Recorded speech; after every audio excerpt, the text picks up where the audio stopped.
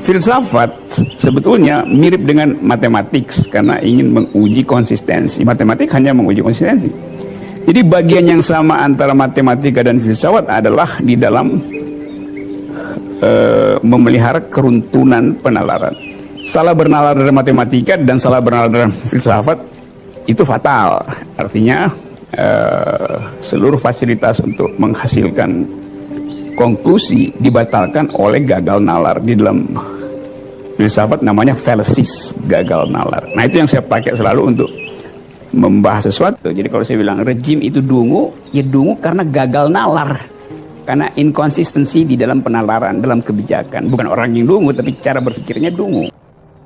Bismillahirrahmanirrahim. Nah, yang hilang dari peradaban modern adalah Allah itu tidak begitu hadir di hati kita. Saya sering cerita di mana-mana, teks hadis itu sebenarnya berbunyi gini, ini hadis sahih. Mangka na yu'minu billahi wal yaumil akhir fal yukrim jarohu. Ada yang fal yukrim jarohu dhaifahu, ada yang fal yakul khairan aw liyasmut. Siapa yang iman dengan Allah dan Rasul maka harus memuliakan tetangganya, memuliakan tamunya. Dulu itu ada seorang ulama dipanggil anak muda, dibully terus sekarang. Wahai kiai, datang ke rumah saya. Datang kiai itu. Setelah sampai ke rumah orang itu, silakan kiai kembali ke rumahnya. Saya tidak butuh kiai. Kiai itu dengan riang kembali. Setelah di rumah dipanggil lagi. Pak Yai, silakan datang ke rumah saya. Datang lagi. Ya senyum-senyum kiainya santai. Wah, nggak jadi butuh Pak Yai. Silakan kembali lagi. Sampai 3 kali. Oh itu kalau rektor digitukan marah itu. Dosen marah. Kiainya santai. Santai, senyum-senyum, rileks. Ketika ditanya, kenapa Pak Yai tidak tersinggung? Jawabannya unik. Anak muda, saya ini senang sekali nuruti perintah Allah, disuruh menghormati tetangga. Sehingga ketika Anda manggil, ya saya datang. Ketika Anda nyuruh pulang, ya saya pulang. Saya senang sekali nyenengkan tonggo. Dan itu perintah Allah, jadi tidak ada hubungannya dengan kamu.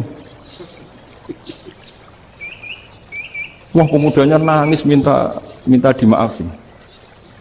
Kalau kita kan enggak, kita ini dosen, kiai, mungkin kita doktor, mungkin kita profesor. Tapi kita ini sering didikte oleh orang bodoh. Kalau orang bodoh itu jengkel, lo kita ya jengkel. Lo kamu jengkel, dijengkelkan orang bodoh itu namanya terdikte. Itu bodoh apa pinter? Oh itu tidak pinter sama sekali.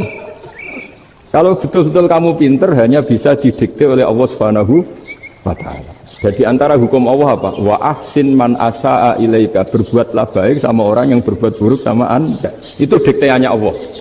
Kalau dikteannya orang-orang bodoh kayak dimangkel ben mangkel, terus kamu mangkel. Itu bodoh apa pinter? Nah, problem kita kekinian adalah wong pinter, wong bodoh itu bodoh-bodoh bisa didikte oleh sekelilingnya. Terus karuan wataknya perempuan seperti itu, wataknya anak-anak seperti itu, kita didikte. Anak-anak jengkelin kita mangkel, berarti kita didikte oleh orang bodoh. Makanya agama itu unik, kadang ngendikan wa ahsin man asa'a ilaika, kadang wasil man qata'aka, sambunglah orang yang memutus kamu. Karena dengan demikian kita hanya didikte oleh Allah Subhanahu wa ta'ala, bukan didikte oleh hukum sosial. Cara Jawane nak ngapiki tangga sing apik akeh tunggale. Berbuat baik sama yang berbuat baik pada kita itu, orang fasik ya seperti itu, maling ya seperti itu, sama. Tapi kalau berbuat baik sama orang yang berbuat jelek sama kamu itu baru luar biasa. Dan memang teksnya hadis wa ahsin man asa'a ilaika, berbuat baiklah sama orang yang berbuat buruk sama kamu. Jadi gak boleh orang didikte.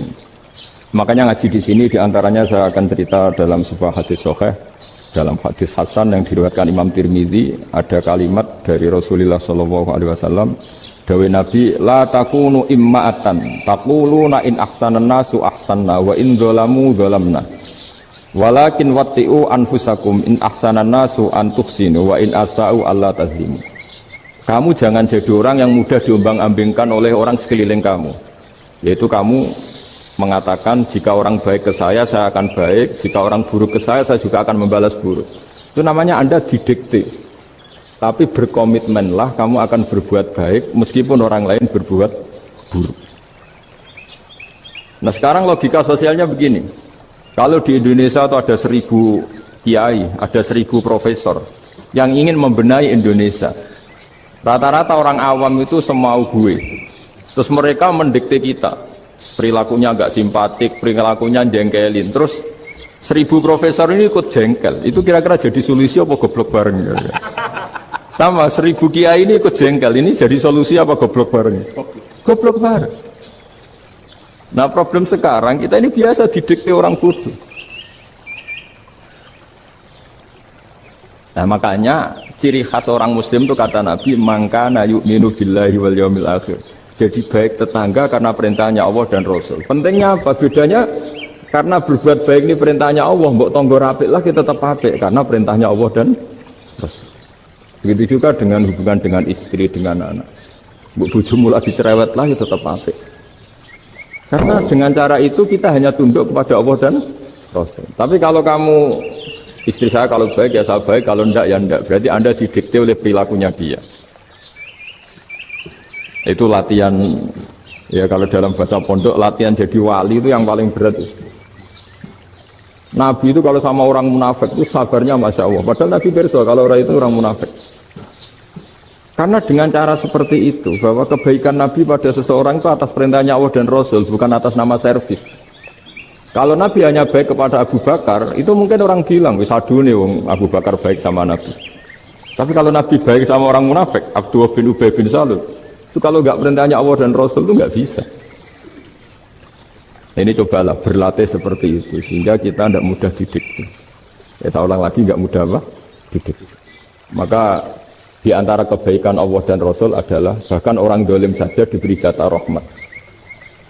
Makanya tadi seperti mukadimah yang dibaca Pak Haris tadi, agama ini rahmatan lil alamin. Orang yang dolim saja dapat jatah apa? Rahmat, apalagi yang soleh. Nah kemudian yang perlu dicatat, kenapa kita menjadi enjoy dengan Islam? Islam itu adalah agama yang tidak didikte oleh materi.